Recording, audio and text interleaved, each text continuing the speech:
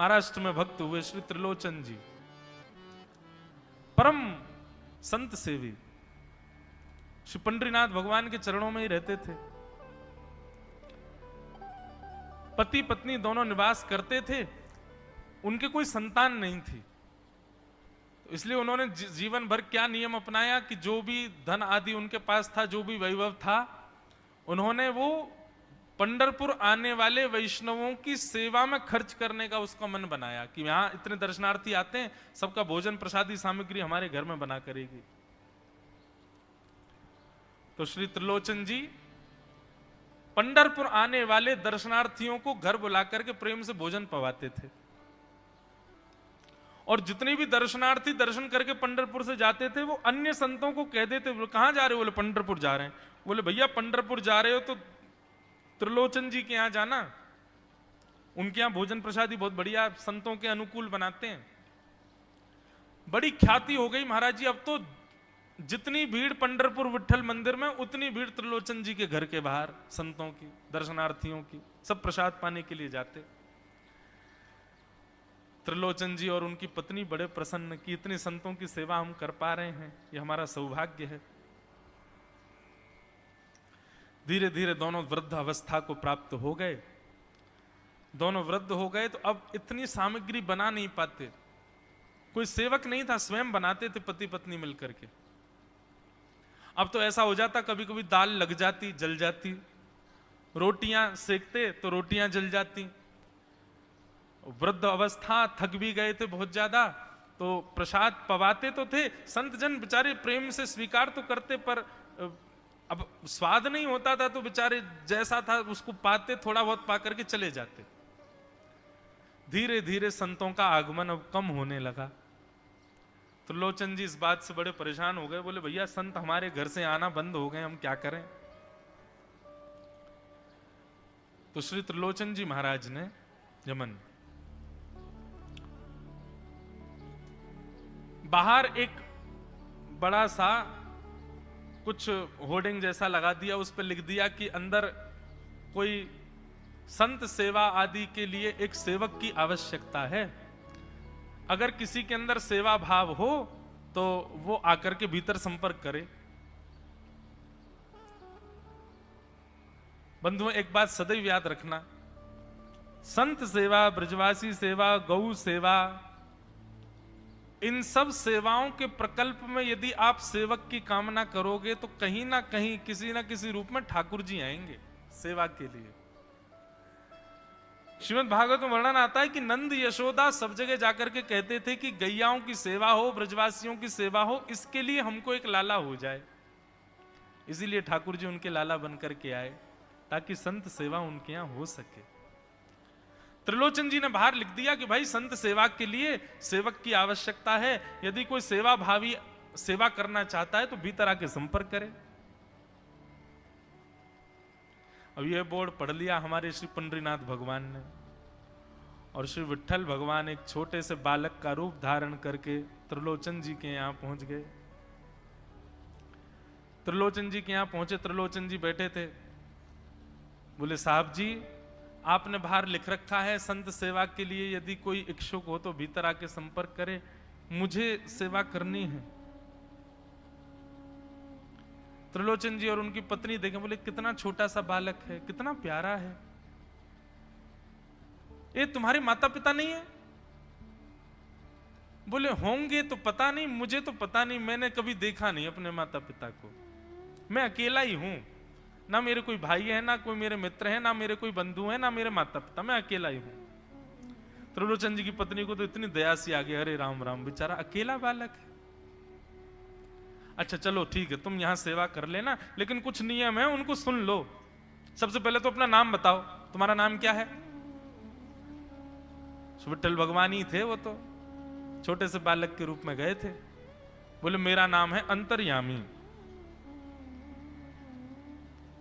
त्रिलोचन जी बोले नाम सुनकर के तो ऐसा लगता है जैसे सच में अंतर्यामी है क्या? अच्छा बेटा अंतर्यामी सेवा करोगे? बोले ये सेवा करना तो मेरा जन्म जन्मांतर का काम है, मैं यही तो करता हूं। संतों की सेवा करना, वैष्णवों की सेवा करना, भक्तों की रक्षा करना, ये मेरा जन्म सिद्ध अधिकार है, मैं इसी के लिए ही आता हूं। त्रिलोचन जी और उनकी पत्नी एक दूसरे का मुख देख करके बोले, नेक सा बालक है लेकिन बोलता कैसे है? ठाकुर जी तो सत्य ही बोल रहे थे।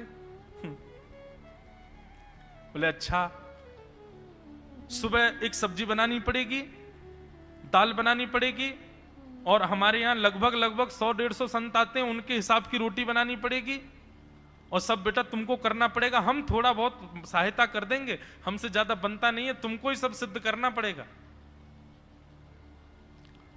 अंतर्यामी भगवान बोले बिल्कुल निश्चिंत रहो, हम खीर भी बनाएंगे, हम रबड़ी भी बनाएंगे, हम रायता भी बना दिया करेंगे, हम 2-4 सब्जी और बना दिया करेंगे। त्रिलोचन जी बोले नेक सा बालक, सब जानते हो तुम? बोले हाँ हमको सब आता है, दुनिया का कोई काम नहीं जो हमको नहीं आता हो, और सुनिए झाड़ू पोंछा बर्तन भी कर देंगे हम। त्रिलोचन जी तो बड़े खुश हो गए, बहुत बढ़िया सेवक मिला यार, ये तो सब काम करता है। लेकिन भगवान बोले लेकिन अब हमारी शर्त सुनो। त्रिलोचन जी बोले तुम्हारी भी शर्त है? बोले हाँ। क्या शर्त है भैया? बोले हमारी पहली शर्त यह है कि हम दुनिया को बना के खिलाएंगे, लेकिन हमको आपको बना के खिलाना पड़ेगा, हम अपने हाथ का बना नहीं पाते, हम आपके हाथ का बना। और ये वास्तविकता है, ठाकुर जी पूरी दुनिया को पवाते हैं, लेकिन स्वयं भक्त के हाथ से बना ही पाते हैं। स्वयं क्या पाएंगे? तुम लोग सिद्ध करके लाओ, तुम अपने मनोभाव से बना के लाओ, हम वही पाएंगे। ठाकुर जी वो कोई कमी, पूरी दुनिया में अनाज ठाकुर जी उगा रहे हैं, पूरी दुनिया में सब्जी ठाकुर जी उगा रहे हैं, पर जब स्वयं भोजन करने बैठते हैं तो कहते हैं भक्त बना के लाए, वो पाएंगे हम तो। ठाकुर जी बोले हम सारे संतों को बना के पवाएंगे, लेकिन हम अपने हाथ का बना नहीं पाते, आपको हमारे लिए बनाना पड़ेगा। त्रिलोचन जी की पत्नी बोली छोटा सा बालक, इसका आधे हाथ का तो इसका पेट है, एक रोटी में झिक जाएगा ये, इसके लिए मैं बना दिया करूंगी। ठीक है लला, तू बिल्कुल चिंता मत करो, तुम्हारे लिए भोजन हम बना दिया करेंगे। हमारी एक शर्त और सुन लीजिए। बोले क्या? हम कितना भी खाएं हमको टोकना नहीं कभी कि इतना क्यों खा रहे हो। त्रिलोचन जी बोले भैया हम क्यों टोकेंगे, तुम बढ़िया 2-3 रोटी खा लिया करना। बोले 2-3 रोटी तो हमारी दाढ़ में छुप जाती है कहीं पर, हम तो प्रेम से पाते हैं। बस आप लोग ये नियम याद रखना, आप कभी ये मत कहना कि इतना क्यों खा रहे हो। और सुनिए एक बात, अगर हमारे सामने कही तो अपराध बनेगा ही, आपका नियम टूटेगा ही। किसी और से जाकर के यदि आपने कह दिया कि बहुत खाता है, क्या बताएं, तो हम उसी दिन अंतर ध्यान हो जाएंगे, उसी दिन आपका घर छोड़ के चले जाएंगे। पर दूरते रहना सेवक। त्रिलोचन जी बोले हम क्यों कहेंगे भैया, हम तो कभी नहीं कहेंगे, हम दोनों तुमको वचन देते हैं, तुम प्रेम से रहो, सबका सेवा करो, हम कभी नहीं कहेंगे कि इतना खाता है। भगवान बोले तो ठीक है, फिर कल से सेवा शुरू। अगले दिन महाराज त्रिलोचन जी और पत्नी उठे सवेरे ब्रह्म मुहूर्त में, देखा तो महाराज भीतर ही ठाकुर जी बढ़िया अपनी कमर कस करके, सिर पर ढांटा बांध करके, मुंह पर कपड़ा लगा करके, और कढ़ाई में लिए चला रहे हैं, बना रहे हैं दाल। एक हाथ से दाल बना रहे हैं, फिर दौड़ के जाते हैं दूसरी कढ़ाई पे, वहां पर खीर बना रहे हैं, फिर कहीं जाते हैं वहां पूड़ी उछाल उछाल करके धर रहे हैं। त्रिलोचन जी और उनकी पत्नी देख रहे खड़े खड़े, अकेले ठाकुर जी सब बना रहे हैं, नेक सा बालक। 8 बजे से संतों की जमात आनी प्रारंभ हो गई, सुबह के समय हो गया। महाराज अकेले ही पत्तल लेकर के दौड़ते हैं, सारे संतों को पत्तल बांट जाते हैं, फिर अकेले ही सामग्री लेकर के जाते हैं और लेकर के सबको बांटते हैं। त्रिलोचन जी कोई सामग्री लेके जाएं तो ठाकुर जी बीच में ही आ जाते हैं, बाबूजी आप जाके बैठो, मैं बांट रहा हूं ना, आप उठ के मत आओ, आप उठ के आओगे सब फैल जाएगा, मैं कर रहा हूं ना सब। अकेले ठाकुर जी, अकेले अंतर्यामी भगवान सब कर रहे थे। और त्रिलोचन जी और उनकी पत्नी बड़े प्रसन्न, जय हो विठोबा, तेने तो भैया ऐसा लगे साक्षात तुम ही आ गए हो, कितनी कृपा हो रही है, देखो कैसा सेवक मिला है। हमें भली संतान नहीं दी ठाकुर जी ने, लेकिन ऐसा सेवक दिया है जिससे परिपूर्ण आनंद हो गया है। संतों की भोजन प्रसादी हुई, महाराज खूब प्रेम से सब संतों को पवाया। संत भी सब वाहवाही करके गए, बोले वाह त्रिलोचन जी आपके यहां खूब बार पाया, लेकिन आज जैसा प्रसादी हमने कभी नहीं पाई। त्रिलोचन जी बड़े प्रसन्न। सब संत चले गए, भगवान तुरंत पहुंचा लिया है, पूरे फर्श को मार्जन कर दिया, सब बिल्कुल सारी दरी वरी समेट करके रख दी, सब पत्तल आदि सबको व्यवस्थित कराए, सारे बर्तन मांज करके धर दिए, सब बिल्कुल व्यवस्थित करके और आकर के ठाकुर जी सामने बैठ गए। मैया अब सेवा हमारी तो पूर्ण हो गई, अब हमारी पेट पूजा करो, अब आप लगो रसोई में, हमारे लिए बनाओ। वो तो इतने भाव में आ गए, अरे मेरे लाला मैं अभी बना के लाती हूं। सुंदर सुंदर सब्जी बनाई, सुंदर रोटी बनाई, सुंदर खीर बनाई, थोड़ी थोड़ी एक एक दोना, दो दोना मान लो सब्जी बनाई, दो दोना खीर बना दी, 10-5 पूड़ी बना दी, ठाकुर जी की बढ़िया थाली लगाई, थाली लगा करके सामने धर दी। अंतर्यामी भगवान बैठ गए, प्रेम से पाने लगे, पाते जाए महाराज, वो तो खाते जाए, खीर उठा करके पी जाए, सब्जी उठा के पी जाए, और लाओ मैया भूख लगी है जल्दी लाओ। 10 की 10 पूड़ी एक बार में चट और लेकर के आई, बेचारी देती गई, 10 की पूड़ी और धरवा ली, फिर उनको भी पा गए। अब मैया ने इतनी सामग्री बनाई थी, बोले मैया भूख लगी है जल्दी जाओ, आटा मारो, फिर से सेको, बढ़िया लेके आओ सामग्री, आपसे हमने कही थी कि आपको हमको पवाना पड़ेगा। नहीं नहीं नहीं बेटा तू बिल्कुल बैठो रहे। अरे भैया मुझे तो लगी नेक्स्ट 100 पेटया को, ये तो कुआ है पूरा, कितना डाल दो भरे कोई ना। महाराज आटा मारते मारते शाम हो गई, शाम तक ठाकुर जी पाते ही रहे और खूब पेट भर के पाया। महाराज एक आसन पर अखंड 4 घंटा बैठ करके भोजन किया और भोजन करने के बाद ठाकुर जी बोले ठीक है सेठ जी, अब आओ लाओ तेल ले आओ, आपकी नक मालिश कर दूं, आपकी नक सेवा कर दूं, आप थक गए होंगे। त्रिलोचन में नहीं नहीं इसकी नहीं नहीं क्यों नहीं है, तेल लेकर के उनकी मालिश भी कर दें। इस प्रकार चले। त्रिलोचन जी की पत्नी बेचारी पहले दिन तो कुछ नहीं बोली, दूसरे दिन भी कुछ नहीं बोली, तीसरे दिन उसके मन में आया, बोले ये क्या कर लिया हमने, सुबह जितना भोजन बनना चाहिए उतना तो ये अकेला ही पाता है, सुबह संतों का ये बना देता, पर शाम को इसके लिए जितना बनता वो संतों के बराबर ही बैठता है पूरा।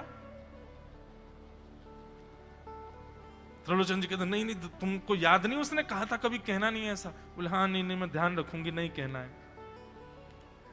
लेकिन अंतर्यामी भगवान तो खूब प्रेम से घर के सारे काम कर रहे हैं उनके।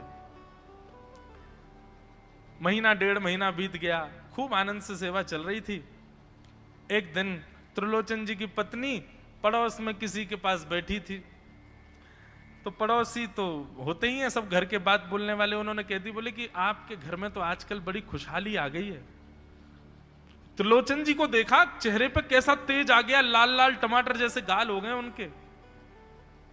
बोले अरे वो आया है ना अंतर्यामी सेवक हमारा, बहुत सेवा करता है, प्रसादी वगैरह सब वही बनाता है, फिर मालिश करता है उनकी, बढ़िया बढ़िया उनके लिए जूस निकालता है, बढ़िया उनको सब भोजन पानी पवाता है, इसलिए इस वजह से त्रिलोचन जी बढ़िया। वो त्रिलोचन जी तो बढ़िया हो गए, तुम सूख गई हो, तुम इतनी पतली दुबली क्यों हो गई? मेरा दुख कौन जाने। वो सबकी सेवा करता है पर अपनी सेवा मुझसे करवाता है। अरे छोटा सा तो है, ऐसे मटक मटक के जाता है सब्जी लेने, हम तो उसको देखने के लिए खड़े रहते बाहर, कैसे बढ़िया लगता है। कई लोग तो देखने ही आते हैं उसको कि कैसे सब्जी परोस रहा है, कैसे पूड़ी परोस रहा है, कितना सुंदर लगता है। छोटा सा तो है, उसकी क्या सेवा करनी पड़ती है। अरे बहन तुम क्या जानो, 2, 4, 5, 10 किलो आटे की कब कब में रोटियां पूड़ियां खा जाता है चपेट करके, कुछ पता नहीं चलती, पेट है कुआ है समुद्र है क्या है पता नहीं चलता है, इतना खाता है इतना खाता है इतना खाता है। 4 घंटे की समाधि पर बैठता है एक साथ, थाली नहीं थाल लगाना पड़ता है उसके लिए, इतना खाता है। जैसे ही कहा इतना खाता है, ठाकुर जी अंतर ध्यान हो गए। शाम का समय, त्रिलोचन जी रोज शाम होते ही बैठते थे, थोड़ी देर कुछ चर्चा आदि करते थे भक्तों की। त्रिलोचन जी ने बुलाया, अंतर्यामी, ओ बेटा अंतर्यामी कहाँ हो, जल्दी आओ, चलो शाम हो गई है, थोड़ी देर बैठे कुछ सत्संग करें कीर्तन करें। अंतर्यामी नहीं आए, पूरे घर में खोज लिया ठाकुर जी नहीं मिले, रसोई घर में खोज लिया ठाकुर जी नहीं मिले, पड़ोसियों से पूछ लिया नहीं मिले, सब्जी मंडी देख आए ठाकुर जी नहीं मिले, पूरा पंढरपुर देख लिया लेकिन ठाकुर जी नहीं मिले, सब जगह खोज लिया ठाकुर जी नहीं मिले। त्रिलोचन जी बड़े उदास हो गए, पत्नी से कहने लगे पता नहीं कहां चला गया। कहां गया होगा पता नहीं। देवी तुमने उससे ये तो नहीं कह दिया था कि इतना क्यों खाते? बोले नहीं नहीं, मैं तो कान पकड़ती हूं, मैं कभी नहीं कहती उससे। बोले किसी और से तो नहीं कहा था ना तुमने, क्योंकि उसने वचन दिया था ऐसा कहोगे तो मैं चला जाऊंगा। बोले हाँ, आज एक गलती हो गई, पड़ोसी के पास बैठी थी, उससे बात करते करते मेरे मुख से गलती से निकल गया कि अरे उसके लिए तो बहुत बनाना पड़ता है, 10 किलो आटा खा जाता है, इतना खाता है, तो निकल गया था। समझ गए? बोले ओहो, इसीलिए चला गया, उसको पता चल गया कि तुमने कह दिया है तभी चला गया है। त्रिलोचन जी और उनकी पत्नी दोनों श्री पंडरीनाथ भगवान मंदिर के देहली पर जाकर के बैठ गए। जाकर के ठाकुर जी के आगे हाथ फैला करके कहने लगे, बोले नाथ, हे पंडरीनाथ, आपने हमको संतान नहीं दी, पुत्र नहीं दिया, पुत्री नहीं दी जीवन में, हमने कभी उसकी अपेक्षा नहीं की, हमने कभी आपसे शिकायत नहीं की कि हमको संतान क्यों नहीं दी है। पर नाथ, एक सेवक हमारे जीवन में आया, और जब से वो सेवक आया हमारे यहाँ संतों की सेवा होने लगी, हमारे यहाँ कीर्तन होने लगा, हमारे यहाँ सत्संग होने लगा, हमारे यहाँ खूब आनंद की उमंग होने लगी। उस सेवक ने हमको आपसे और प्रेम करवा दिया। ठाकुर जी, हम आज आपसे दोनों भीख मांग रहे हैं, हमें कुछ मत दीजिए, आप भी मत मिलिए हमको इस जन्म में, लेकिन हमारे उस सेवक अंतर्यामी को हमको वापस कर दीजिए भगवान, वो जहां कहीं भी हो उसको वापस भेज दो हमारे पास। ऐसा कह करके रुदन करने लगे, नेत्रों से आंसू गिरने लगे, चरणों में प्रणाम करके श्री पंडरीनाथ भगवान को रुदन करने लगे त्रिलोचन जी और उनकी पत्नी। इतने में ही स्वर सुनाई दिया, बाबूजी। अंतर्यामी का स्वर सुनते ही पीछे मुड़ करके देखा तो पीछे तो कोई दिखा नहीं। अरे इधर देखिए, पीछे कहां देख रहे हैं? वापस से पंडरीनाथ भगवान की ओर देखा तो श्री पंडरीनाथ भगवान की जगह ही अंतर्यामी बालक खड़ा हुआ है, सामने खड़े होकर के उनको आशीष दे रहा है। त्रिलोचन जी तो भाव विह्वल हो गए, बोले कैसी कृपा नाथ आपकी। बोले आप ही थे क्या?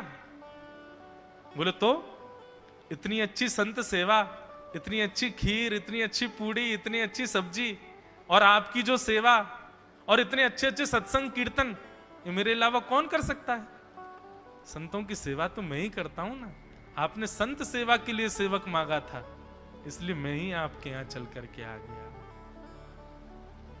और श्री त्रिलोचन जी पर अद्भुत कृपा करके भगवान ने उनको कृतार्थ किया। बोलो भक्त वत्सल भगवान की जय। अब ऐसी प्रीति ठाकुर जी जब निभा रहे हों तो फिर मुक्ति की कामना कौन करता है? हमें वैकुंठ में जाके ठाकुर जी को नहीं देखना है बंधुओं। हमारा उद्देश्य ये नहीं है कि हम वैकुंठ में ठाकुर जी का दर्शन करें। हम जहां हैं, जिस स्थिति में हैं, जिस अवस्था में हैं, हम ठाकुर जी को वहीं देखना चाहते हैं। हम इसी के लिए भजन कर रहे हैं, इसी के लिए भक्ति कर रहे हैं, इसी के लिए कथा कर रहे हैं कि ठाकुर जी यहीं आओ और यहीं कृपा करके हमको दर्शन प्रदान करो। बोलो भक्त वत्सल भगवान की। श्री सुखदेव जी महाराज कहते हैं, परीक्षित तुम मुक्ति की कामना मत करो, तुम भक्ति की कामना करो। भक्ति की कामना से यदि जिज्ञासा रत होगे तो इन 7